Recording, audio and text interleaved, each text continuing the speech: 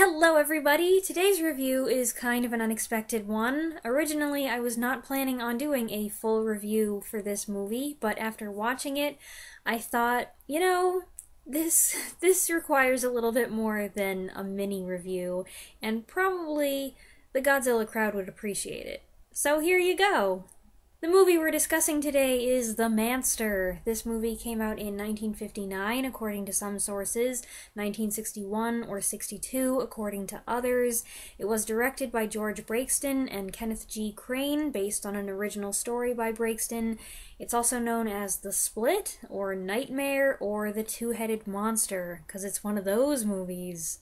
It's an American film, but more like a Japanese-American co-production, as it was filmed in Japan and the bulk of the cast and crew were Japanese. It's in English, though, which means no subtitles and no dubbing. Yay! Larry Stanford is a foreign correspondent for an American newspaper in Tokyo who is looking forward to returning home to his wife after a long stint overseas. But when he goes to interview one Dr. Suzuki about his experimental work with mutations, he unknowingly becomes the possibly slightly mad scientist's next test subject. Suzuki's previous experiments have all been failures that resulted in hideous monstrosities. And unfortunately for our foreign correspondent, he still hasn't gotten the formula quite right. Larry starts to undergo physical and psychological changes as the drug takes hold and gradually turns him into the Manster. I don't want to give anything away, but I feel like this is a bit of information that will either make or break your interest in this movie, so I'll go ahead and say he starts growing a second head out of his shoulder. In many ways, it's your typical early 60s horror sci-fi B-movie. There are a ton of those, and a lot of them aren't worth getting too excited about. But every now and then there's one that seems a cut above the rest, and I think there are a couple things about this movie that put it in that category. It has schlocky moments that are hilarious, but it has some decent creepy stuff too. The main actor, Peter Dineley, bears a notable resemblance to Lon Chaney Jr., which may or may not have been intentional, as this movie seems to be at least partially influenced by both 1941's The Wolfman and that movie's predecessor, 1935's Werewolf of London. Some of the makeup and special effects reminded me of The Wolfman, and with the personal torment Chaney and Dineley's protagonists go through, it's not hard to draw a parallel between Larry Talbot and Larry Stanford.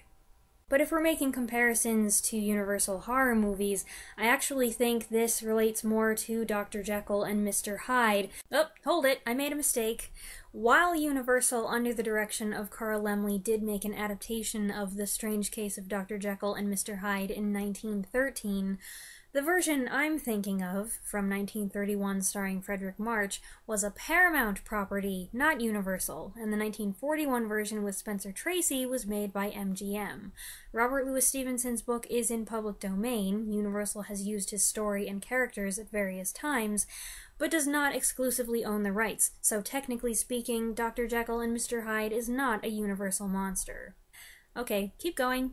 I actually think this relates more to Dr. Jekyll and Mr. Hyde, what with the injection of a mysterious, personality-altering drug, and the way the test subject gets stronger, more aggressive, more lascivious, and for some reason hairier.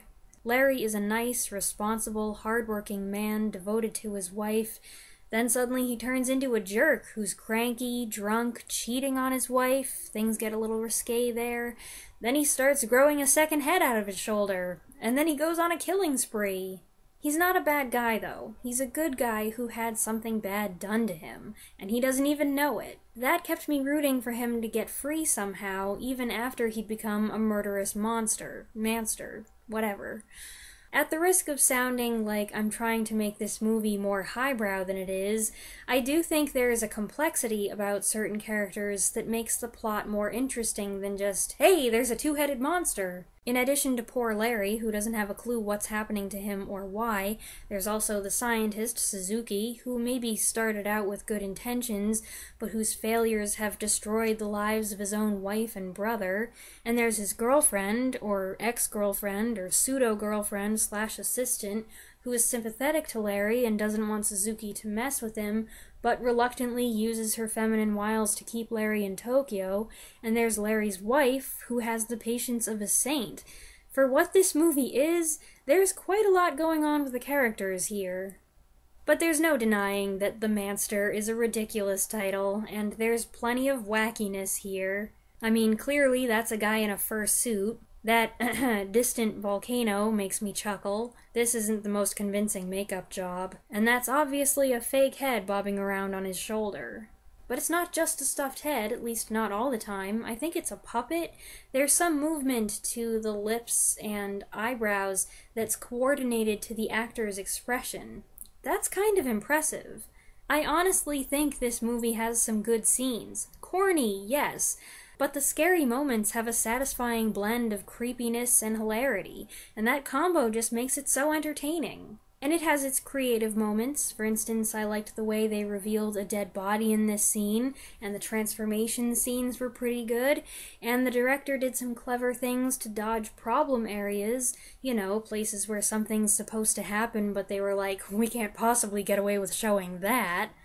The only thing I found really disappointing was the ending, which was so awkward and abrupt. The movie just cuts off. There's the climax, resolution, okay, the camera's holding there for a few seconds, the music starts to fade out, and then it cuts away to an establishing shot for exactly 1 second, and then cuts to the end screen. What? I can only assume that it was unintentional and that they had something else in there, a more proper ending, at least one that was timed better, and for whatever reason, they had to cut it, and this is what was left. I read that this movie was released in American theaters as a double bill with the 1960 French horror film Les Yeux sans visage, or Eyes Without a Face, and I almost can't believe it because the two movies are so completely different. Eyes Without a Face is disturbing, surprisingly graphic. I felt woozy watching it. It's stylish and atmospheric with a very different kind of ending. It's a horror film that is generally held in high regard to this day.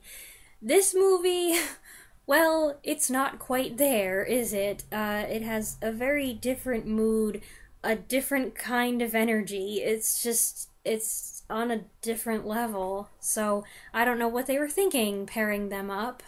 Ooh, and I recognized someone, the main policeman, the superintendent. Suddenly I was like, wait a minute, I know that guy.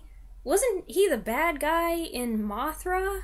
And he was! It's Jerry Ito, who played the gangster exploiting the fairy twins in 1961's Mothra. So this movie does have a Godzilla connection, kind of, sort of, and I am absurdly proud of myself for picking up on that. Those are my thoughts on The Manster. I hope you enjoyed the review. It came out of nowhere, but it's fun to do that sometimes. Let me know if you've seen this movie in the comments below, and I'll see you next time. Thanks for watching.